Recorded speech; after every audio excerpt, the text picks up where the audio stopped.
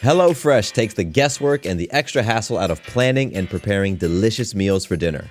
America's #1 meal kit, HelloFresh gives you over 40 recipes to choose from each week. And then your farm-fresh, pre-portioned seasonal ingredients arrive at your doorstep with simple instructions to help you feel like the master chef of your kitchen. And did you know that HelloFresh is cheaper than grocery shopping and 25% less expensive than takeout? HelloFresh has been an awesome addition to our household's dinner routine.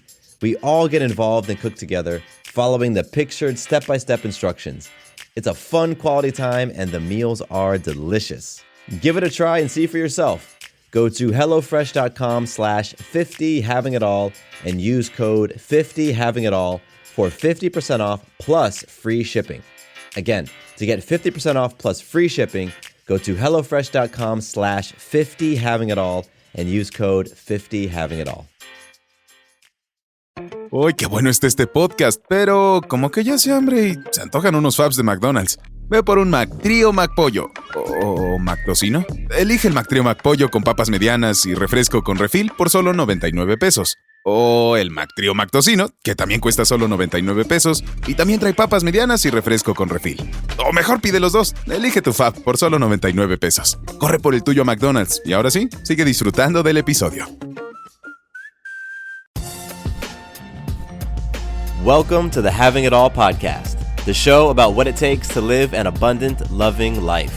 My name is Matthew Bivens, and each week I'm helping you get out of your head so that you can truly have it all. Let's do it. Today I'm talking about the importance of acknowledging the progress that you've made when you're on any type of self-discovery, self-improvement, whatever type of journey you're on to better yourself. It is really freaking important to periodically take a moment to acknowledge just how far you have come. Because the tendency, especially if you're like me, the tendency is to constantly be pushing forward, constantly be telling yourself that you aren't humble enough or smart enough or courageous enough or whatever it is, that you still have more work to do.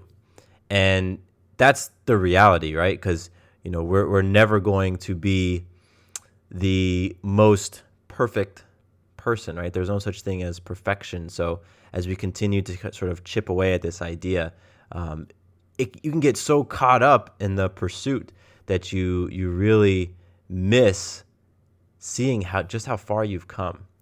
And so this topic popped into my mind because of two things that happened recently with Sarah and I, both of which are such amazing examples of really the progress that her and I have made in a lot of different areas in our lives. And the first example was something that I did. So we have a 5-month-old baby girl. Her name's Maya. And when I was growing up, being in the water was a huge thing. I started learning how to swim when I was super early. I lived out in California, so we always spent time at the beach and the water, and that was something that I always have envisioned for Maya, her having this love for water. So I was talking to a friend of ours over the weekend, and she was telling me that they started swim lessons, or they started exposing their kids to water when they were about 3 months old. And I was like, oh dang, okay. Maya's passed the 3-month mark, so I can go ahead and expose her to water. And so what I had always wanted to do, because I bathe Maya every night, I hop in the bathtub with her and I bathe her, and it's just an incredibly beautiful bonding moment for us. And I've just wanted to pour water on her head, or actually like dip her head under the water, just so that she could experience what it's like to be in water in that way. And so when my friend told me that she had exposed her kids at 3 months in a pool, and she said that there was a technique for dipping your baby into the water and moving them in such a way that the water flows down over their nose and over their mouth, so that it doesn't go up, because that's no fun. We all know what that feels like. So she was telling me this technique, and I'm like, all right, sweet, I'm going to try that on our next bath night.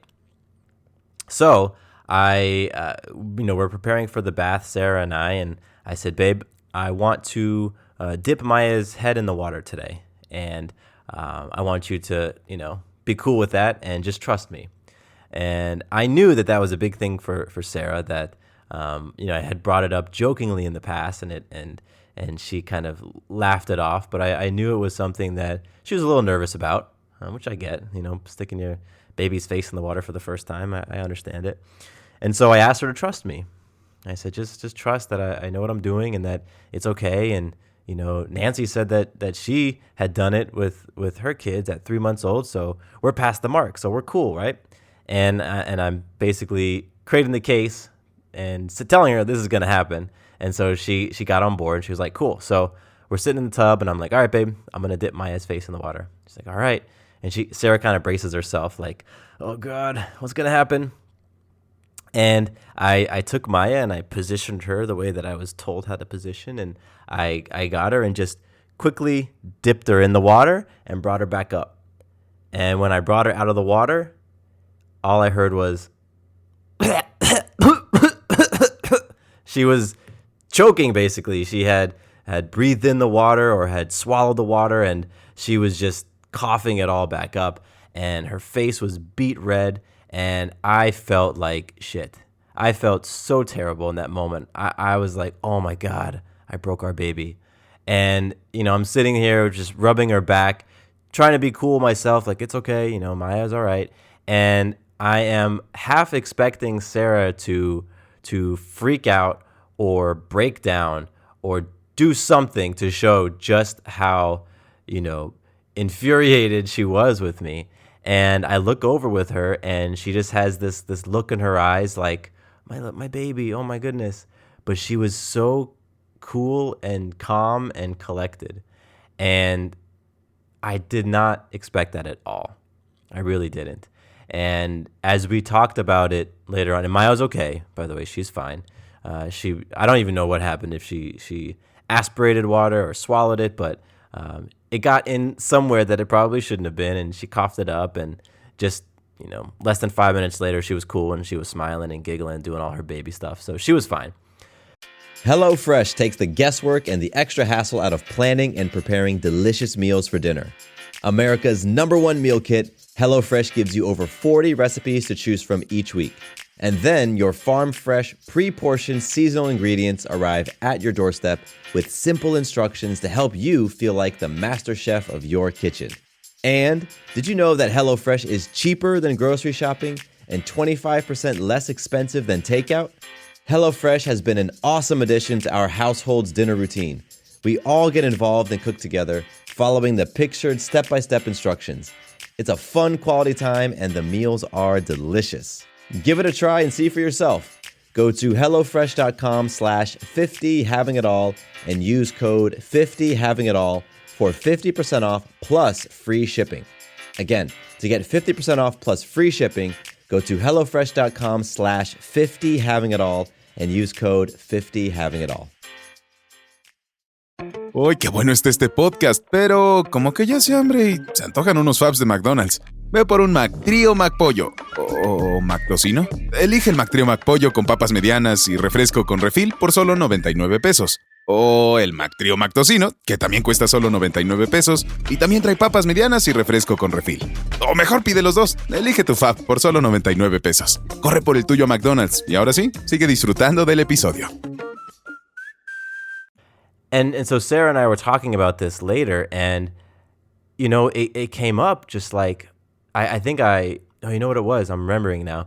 That same night after Maya had gone down to bed, I was a little shook, to be honest. I was like, damn, I can't believe that I caused Maya pain, because she was crying, Maya was crying, and just as a parent, you don't want to hurt your kids, and so I felt like I hurt her, so I felt terrible. And something came over me like, wow, Sarah was amazing during that experience. She didn't freak out at me. She didn't yell. She didn't blame me. She didn't say, I'm never letting you do that again. And I knew that if I said, hey, Sarah, I want to try this again tomorrow night, she would be okay. I knew she would say, okay. She would go along with it because she trusted me. And so, a few hours after Maya went down to bed, I just walked over to Sarah. I think she was laying in bed, And I sat next to her and I just looked at her in the eyes and I said, I really want to acknowledge you for how amazing you were through the whole bathtub incident.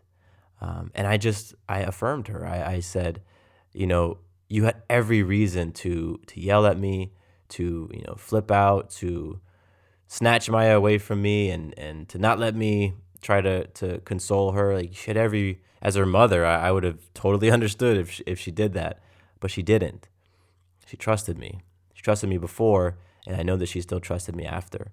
And so I acknowledged, and later we both acknowledged the tremendous growth that Sarah has experienced, has gone through, because Sarah from a few years ago would have absolutely flipped her shit. She absolutely would have gone postal on me, and there would have been a huge withdrawal of trust from her emotional bank account. But it didn't happen this time. And I'm grateful for that, obviously. I don't want to be the one to cause any strife in our relationship or in our parenting. But Sarah is also incredibly grateful for her own growth, because that growth that she has gone through and all of the reps, I mean, she's put in so many reps in trusting herself, trusting other people, trusting life, and surrendering.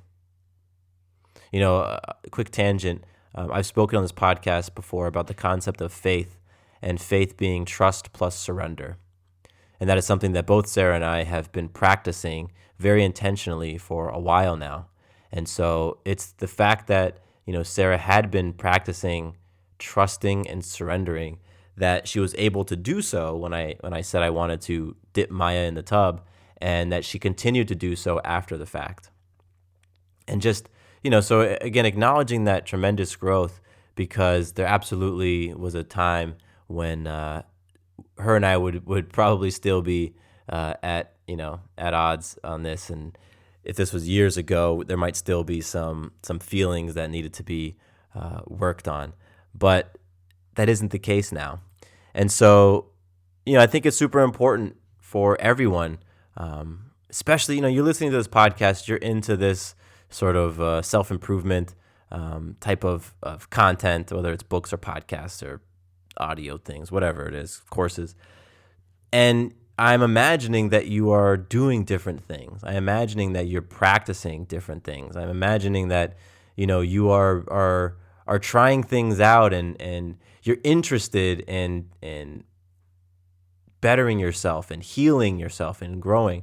And so just as it was important for Sarah and I to acknowledge her growth in that moment, it is as important for you to just take a minute. Just take a minute. I mean, I'm sure you're incredibly busy, right? Like, you're doing so many different things and you're fulfilling so many different roles, and you have all these different responsibilities, and you never feel like you have enough time.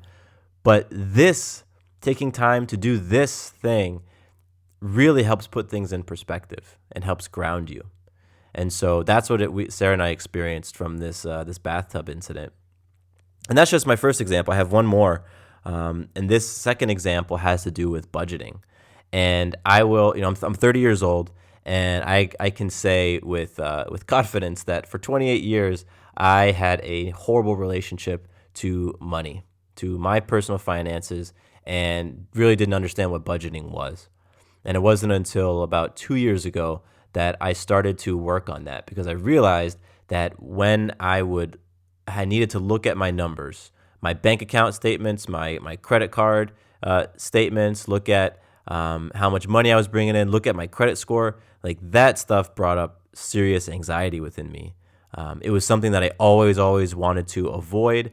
I couldn't wait for those experiences to be done. I couldn't wait to get off the phone with whoever it is I was talking when it was about money. And I would do everything to just sort of ignore what was happening. To the point where, when I was out of college in my early mid-20s, I would ignore like creditor phone calls. Like I would see a number that I didn't recognize. I would assume it was a creditor because for a period of time it was, and I would just ignore them. And then I would get letters and IRS statements and like all sorts of shit. And it totally impacted my quality of life. Totally Totally. Not only because of the stress and the anxiety that, I could feel physically with my heart rate increasing and sweating and all this stuff, but knowing that I had this thing within me, this area within me that I was so afraid of, like knowing that that was in me never really allowed me to truly step into my awesomeness.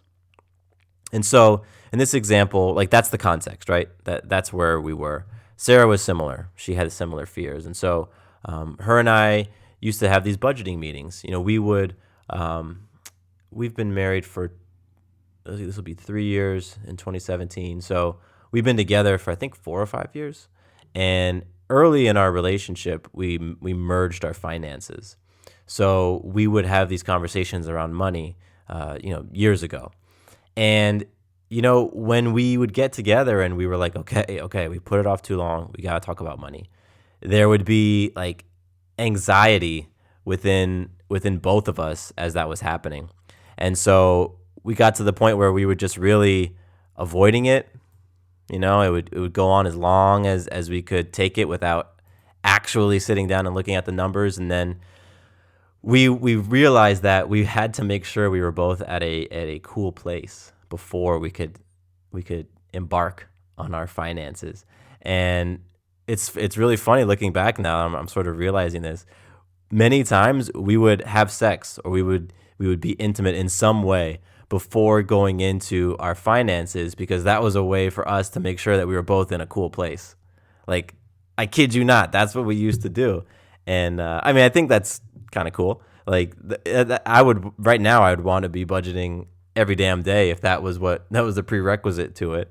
But for us, it was like, if we weren't in a really peaceful, emotionally filled up place, it would result in some sort of breakdown. Typically, Sarah would cry. I wouldn't be very, very compassionate or very kind, because I'd be frustrated, because I would be very scarce, thinking about what we don't have as opposed to what we do have. Now, however, we have these budgeting meetings. We do it every week. We sit down and we look at our numbers, and we have a spreadsheet, and we've been doing Dave Ramsey's Financial Peace. So if you're not familiar with Dave Ramsey's Financial Peace, it's this pretty awesome process to really getting a grasp on your finances, and he takes you through what he calls the 7 baby steps. And the first of I'll try to remember them. First baby step is building up an emergency fund to $1,000. The second one is snowballing all your debt. So starting off with your smallest debts and getting rid of that one, and then taking that money and putting it into your next smallest debt until that's complete, and then taking all that money, putting it into your third, and yada, yada, yada, until you're done. The fourth is, I think, 4 to 6 months of savings. The third was that. And anyway, I'm not even going to try. I'm going to mess them all up. I'll put a link in the show notes. But we've been doing that for about 2 years. And so when we sit down to our budget meetings now, they flow. And we can look at our numbers and know what they are and not judge them. That's what we were doing before. We were judging them. We can just look at them and be like, these are the numbers. This is where we're at for this month. Cool. And we can keep it moving, because that, keeps us in a powerful place. And I think after this past meeting, we really took a moment to be like, damn, we've come a long, long way with our budgeting. Come a long way. Not only in the practice of it, because now we actually budget. And what's cool is I used to think budgeting was a way for people who didn't have any money to stretch their money further. And now what I view it as, my relationship towards it, is I'm managing my abundance. I'm managing my financial abundance. And it really has been this fundamental shift from being in a scarce place to being in an abundant place when thinking about finances and my ability to generate and attract finances and wealth. And so that's the context we have. A complete freaking 180 from where it was before, when we were avoiding different things, when we were fighting, when we were having these conversations, when there was anxiety, and it's just a huge amount of growth that we've both experienced. And it's important to acknowledge that. It's important to be like, wow, like we've come a long, long way with our financing, our managing of the finances. And we still have a ways to go, and that's totally cool. And it's not saying that we're going to stop. It's not saying that we're going to no longer try to learn ways to enhance our personal finances. Not at all. But it's saying like, listen, we've come a long damn way. We've taken 1,000 steps. Yeah, we've got more steps to go, but let's take a look back behind us and see all those footprints, because each one of those footprints is different than the one before it. Each one represents a little bit of growth. Even when it seems like we take a few steps forward and then even more steps backwards, there's still growth happening. So that's what we're talking about today. And that's the whole point of this conversation right now is no matter where you are, no matter how far away from your goal you feel that you are, it's important to know that you have grown. That the person that you are today is different from the person you were yesterday. And the person that you are going to be tomorrow is going to be different than the person you are today. And that it's really just up to you how big of a gap you want to make from today to tomorrow.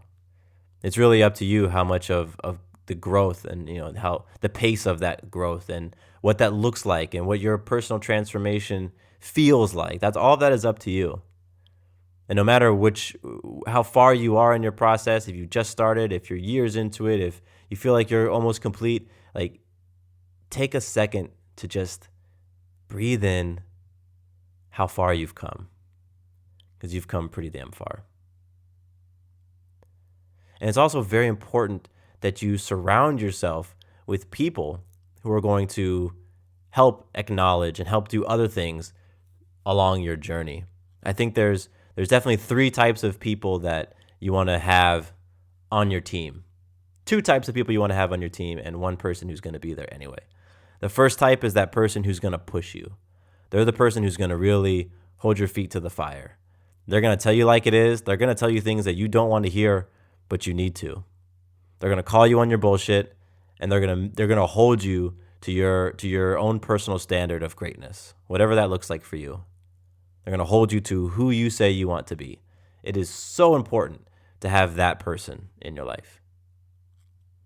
It's equally as important to have the person in your life who's going to acknowledge your growth, who's going to say, hey, listen, I know that you're feeling the fire right now. I know that you're in it. I get it. But let's both take a minute to just acknowledge how far you've come. Let's just take a minute to realize how much of a badass you really are. Let's look at that mountain that you just climbed. That was a big ass mountain. You made it.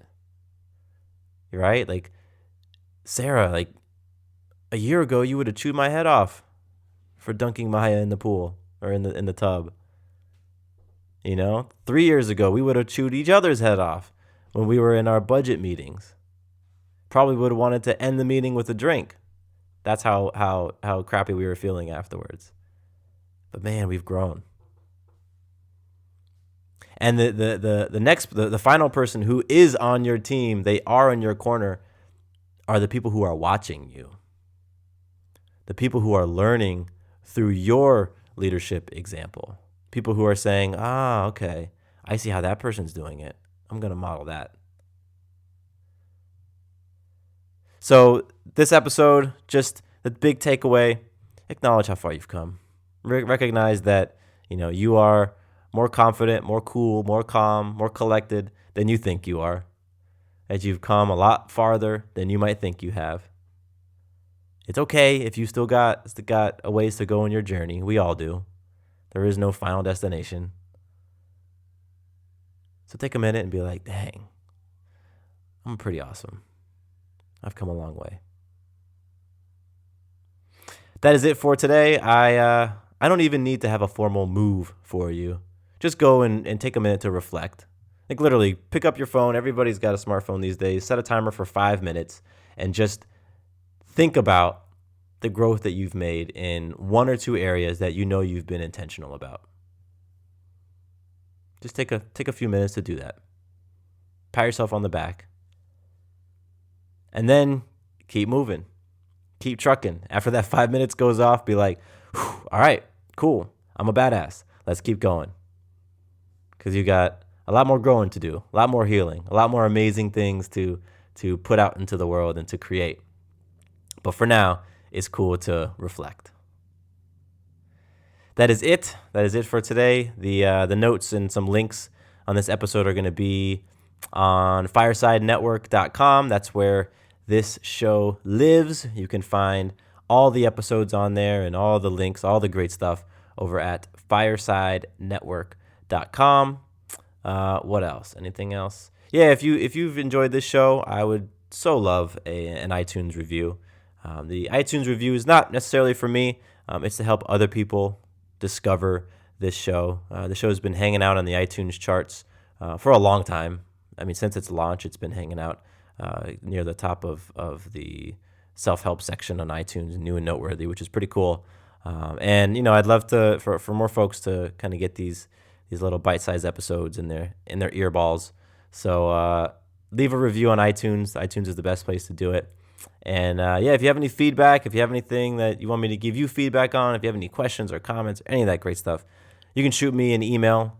My personal email address is mattcbivens@gmail.com, and I promise I will get back to you. Just you might have to give me a couple days because this whole parenthood thing sometimes takes me away from the computer. And that is it, people. That is it. I really appreciate you listening. I appreciate you hanging out with me for a few minutes. And with that, my name is Matthew Bivens, and here is to you having it all.